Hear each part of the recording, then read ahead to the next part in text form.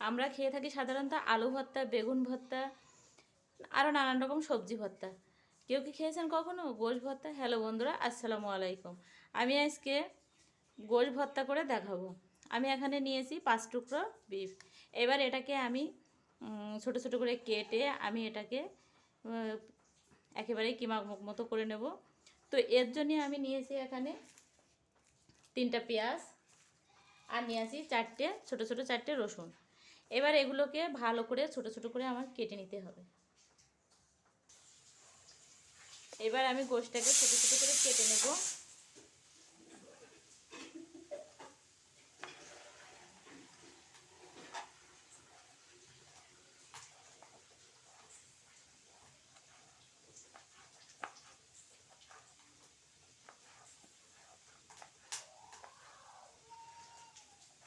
এভাবে সবগুলো গোশটা আমি কেটে নেব।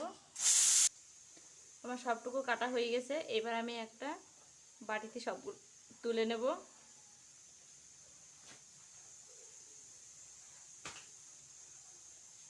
এবার আমি চলে যাব চুলোর দিকে। এবার আমি চুলোর উপর একটা কড়াই বসিয়ে দিয়েছি আর তাতে দেব আমি 4 টেবিল চামচ তেল, সাদা তেল।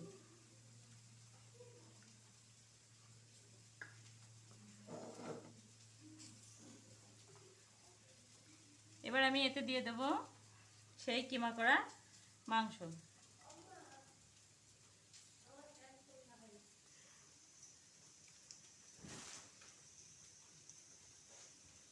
আর এদিকে দিয়ে দেব পেঁয়াজ কুচি না পেঁয়াজ কেটে রাখা, রসুন, আর দিয়ে দেব 3টা লঙ্কা।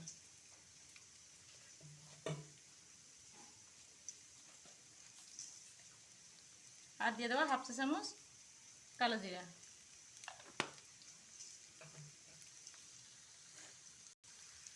এবার এটা আস্তে আস্তে নেড়ে চেড়ে ভালো করে ভেজে নিতে হবে। সুন্দর করে ভেজে নিতে হবে এটা। এবার ঢাকনা খুলে আমি একটু নেড়ে দেব। সবগুলো আমি ভাজা ভাজা করে নেব।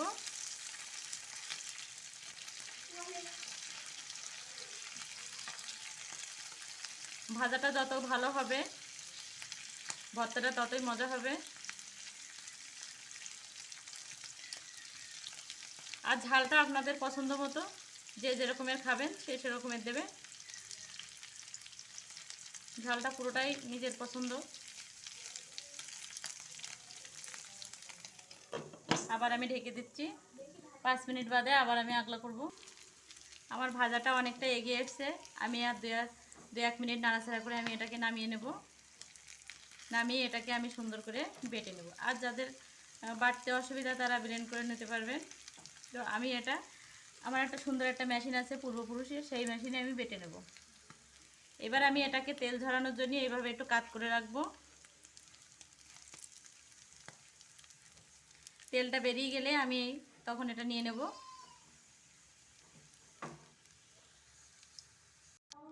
এবার আমি এটাকে 3 মিনিট কাত করে রাখিয়ে তেলগুলো সব ঝরিয়ে আমি নিয়েছি।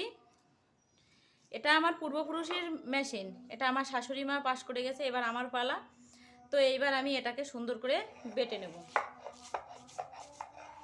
আর আপনারা যারা শিলে বাটতে পারবেন না তারা আপনারা ব্লেন্ডারও করে নিতে পারবেন। তো আমার এত সুন্দর একটা মেশিন থাকতে কেন আমি ব্লেন্ডার করতে যাব, তাই আমি এটাকে শিলপাটাই বেটে নিচ্ছি। এভাবে আমি পুরোটা বেটে নেব। আমার দেখেন কত সুন্দর করে আমি বেটে নিয়েছি। তো এইবার আমি এতে শুধু মিক্সড করব 1 টেবিল চামচ সরিষার তেল। সরিষার তেলটা দিলে খুব সুন্দর একটা ফ্লেভার আসে, খেতে খুব ভালো লাগে। এবার আমি শিলের উপরে সুন্দর করে মাখিয়ে নেব।